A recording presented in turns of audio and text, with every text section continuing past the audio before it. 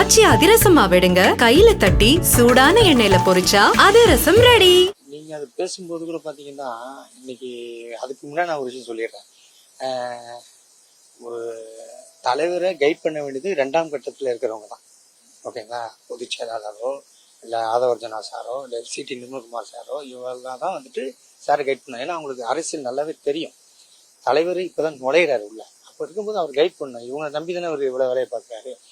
இவர் அவங்கள நம்புறாரு, மக்கள் விஷய நம்புறாங்க, தலைவரை நம்புறாங்க. அப்படி இருக்கும்போது ஒரு இடத்துக்கு இந்த டைமுக்கு வரணும், இந்த பெர்மிஷன் வாங்கியிருக்கோம், இவ்வளவு நேரம் தான் வாங்கியிருக்கோம் அப்படின்றத இன்சிஸ்ட் பண்ணி அவருக்கு அதை புரிய வச்சிருக்கணும். ஒண்ணு.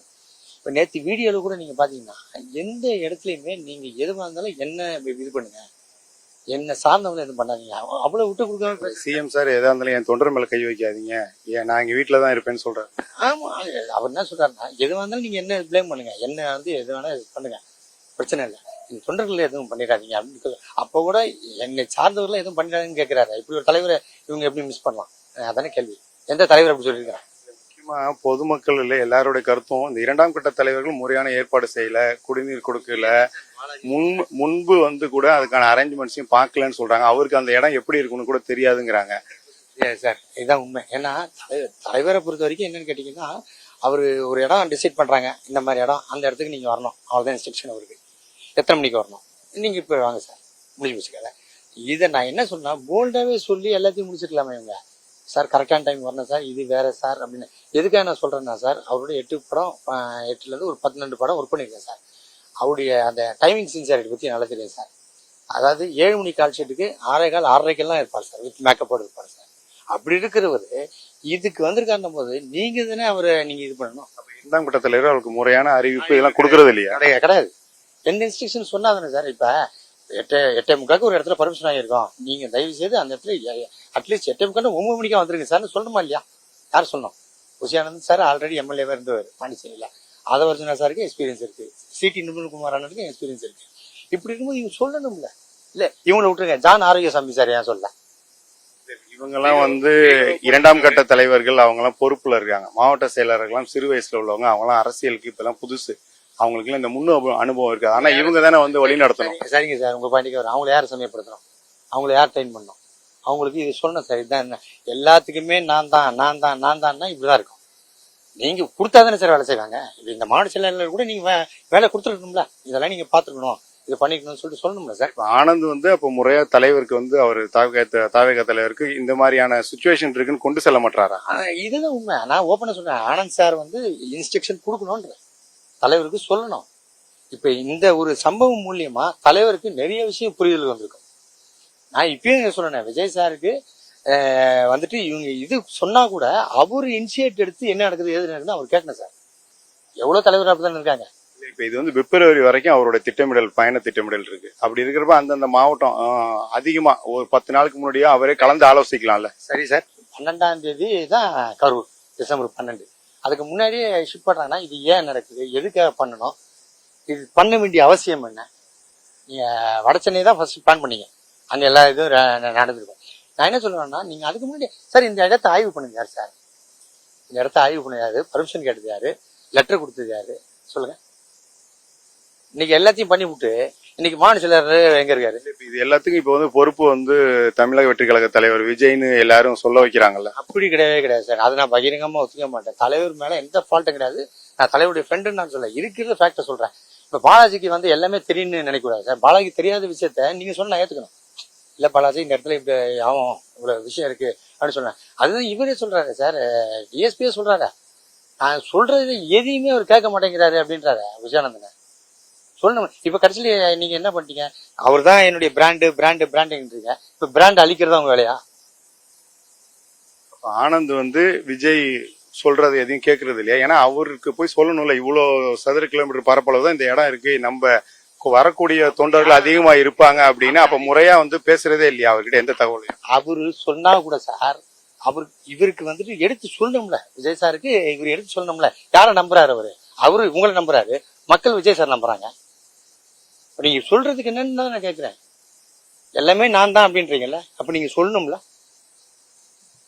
இப்ப வந்து ஆனந்த் நிர்மல்குமார் மேலேயும் வந்து வழக்கு பதிவு பண்ணிருக்காங்க. அவங்களும் இப்ப யாருமே வந்து பார்க்க முடியல, யாருமே வந்து எதிர்கொள்ளவில்லை. ஏன் எதிர்கொள்ள? எதிர்கொள்ளணுமா இல்லையா சார்? உண்மையை சொல்றேன் சார். விஜய் சாருக்கு ஒரு சின்ன ப்ராப்ளம், ஏதோ ஒரு விஷயம் ஏதோ ஒன்று நடக்குதுன்னா முன்னாடி தாடி பழக நிற்பேன் சார். அது எனக்கு என்ன வேணாலும் பரவாயில்ல சார், நான் வந்து முன்னாடி நிற்பேன் சார். நட்புக்காக வந்து நிற்பேன். அல்ல இது பொறுப்பு வாங்கினது பெருசு இல்லை சார், அதுக்காக பொறுப்பாக நடந்துக்கணும்ல சார். இப்போ நீங்கள் எதுவுமே தப்பு பண்ணலன்னும் போது ஏன் இப்போ எங்கேயோ போய் உட்காந்துருக்கீங்க ஸ்டாப் பண்ணிட்டு சொல்லுங்க. தலைவரே எதை டிஸ்கஸ் பண்ண யார்கிட்ட பண்ணுவாரு? இரண்டாம் கட்ட தலைவர்களே இல்ல. அவரு வந்து இப்ப அவரும் வந்து எந்த ஆலோசனையும் ஈடுபட முடியாது. நிர்மல்குமார் வெளியில இருக்காரு, ஆனந்த் ஆதவ அர்ஜுன் மட்டும்தான் இப்ப இருக்காரு. அவருக்கு என்ன பண்றதுன்னே தெரியாது சார். சாருக்கு விஜய் சாருக்கு என்ன பண்ண அவர் ஃபுல்லா கன்ஃபியூஷன், இவ்வளவு டெத்து இதெல்லாம் புதுசு அவருக்கு. குழந்தைங்க இறந்துருக்காங்க, ஏன்னா அவருக்கும் தங்கச்சி இறந்து போனதுல எவ்வளவு அவர் பாதிக்கப்பட்டிருப்பான்னு அவருக்கு தெரியும். அவருக்கும் குழந்தை இருக்கு, எனக்கும் குழந்தை இருக்கு. அந்த தங்கச்சி இறந்ததுக்கே அவர் மௌனம் ஆயிட்டாரு சார். என்ன பண்ண சொல்றீங்க நீ? அதாவது ஒரு தலைவனுக்கும் மக்களுக்கும் நல்ல பாலமா இருக்கணும் சார் இவங்க இரண்டாம் கட்ட தலைவர்கள். இரண்டாம் கட்ட தலைவர் பாலமா இல்ல, இனி வரும் காலங்களில் என்ன நடவடிக்கை எடுக்கணும் தலைவர் ப்ராப்ளமா தான் இருக்காங்க. அவைக தலைவர் வந்து இப்ப அடுத்த கட்டமா தன்னுடைய பரப்புரை மேற்கொள்வேன்னு சொல்லியிருக்காரு. அப்படி இருக்கிறப்ப இவங்க என்ன செய்யணும் அடுத்த கட்டமா? அடுத்த கட்டமா இப்ப இந்த நிகழ்வு மறுபடியும் நகராம அதே மாதிரி கரெக்டான இந்த குறிப்பிட்ட நேரத்துல தலைவர் வர வைக்கணும். ஆனா கிரௌடு ஜாஸ்தி ஆகுதுன்னு நீங்க ஃபீல் பண்ணீங்க. நீங்க என்ன பண்ண, குறிப்பிட்ட டைம் இந்த டைமுக்கு வந்துருங்க சார், ஏன்னா இந்த வருது கிரௌடு அதிகமாகி பிரச்சனை சார் அப்படின்னு கண்ணோட பாத்துருக்கீங்க. 41 பேர் செத்துருக்காங்க. இதை நீங்க மறுபடியும் வந்து தொடர்ச்சியா கிரௌடு வரணும்னா இது ஒன்னா இனிஷியேட் எடுத்து தலைவர் இனிஷியேட் எடுக்கணும், இல்லையா இவங்க இனிஷியேட் எடுக்கணும் சார். அவ்வளவுதான். இவங்க வந்து தொடர்ந்து இந்த நிர்வாகிகள், அதாவது வேற கூடுதலா அவங்க கவனம் செலுத்துற அளவுக்கு வந்து நிர்வாகிகள் வந்து நியமிக்கணும்னு சொல்றீங்க? 100% நியமிக்கணும் சார், 100% நியமிக்கணும். அவன் சொல்றதையும் கேட்கணும். மேபி அவனுக்கு அனுபவம் இருக்கா இல்லையான்றதும் செகண்டரி, பட் அவன் சொல்ற ஒரு விஷயம் கரெக்டா இருக்கும்ல. ஏதோ எதுக்கோ ஒரு ரீசன் சொல்றான் பாலாஜி, ஏதோ ஒரு ரீசனுக்காக இது சொல்றாரு அப்படின்னு சொல்லிட்டு தலைவருக்கு தெரியணும்ல. அதான் சொல்ல வரேன் நான். இது வரைக்கும் பாதி மாவட்ட செயலர்ல யாருன்னு பப்ளிக் தெரியாது சார். முக்கியமா இதுல இன்னொன்னு வந்து மாவட்ட செயலர் எல்லாரும் வருத்தப்படுறது, தமிழக வெற்றி கழக தலைவர் தன்னுடைய 5 ஊர்ல பரப்புரைய மக்கள் சந்திப்பு பயணத்துல மேற்கொண்டு போய் ஒரு இடத்துல கூட மாவட்ட செயலர் பேரை கூட அந்த இடத்துல சொல்லல. இப்ப நீங்க சொல்றீங்க சார், இது யாரு சார் சொல்லுங்க? இது கூட தெரியாதான்னு கேட்பீங்க நீங்க தலைவருக்கு. இன்ஃபேக்ட் அவருக்கு தெரியல, ஒருவேளை இதுவா இருந்தா கூட சார். இப்ப அவருக்கு என்னன்னு கேட்டீங்கன்னா சார், எழுதி கொடுக்கறது வந்து பொதுச் செயலாளர் தானே, அதெல்லாம் நேம் எல்லாம் கொடுப்பாரு. அது கொடுப்பாரு சார். நான் சொல்றது என்னன்னு கேட்டீங்கன்னா, அவருக்கு இருக்கிறதுல நிறைய ப்ரெஷர் இருக்கும். நீங்க ஒரு தலைவர்ன்றது எவ்வளவு பெரிய பொறுப்பு, எவ்வளவு சமாளிக்க வேண்டியதா இருக்குன்றது தெரியும். அவர் கட்சி ஆரம்பிச்சு 2 வருஷம் தான் ஆகுது. நீங்க ஆல்ரெடி எம்எல்ஏ இருந்திருக்கீங்களா? ஆதவ அர்ஜுனா சாருக்கு எக்ஸ்பீரியன்ஸ் இருக்கு, நிர்மல்குமார் சாருக்கு எக்ஸ்பீரியன்ஸ் இருக்கு.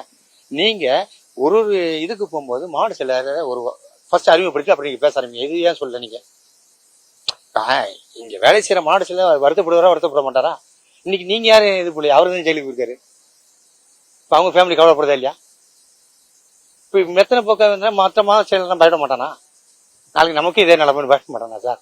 ஆச்சி அதிரசமா விடுங்க, கையில தட்டி சூடான எண்ணெயில பொரிச்சா அதிரசம் ரெடி.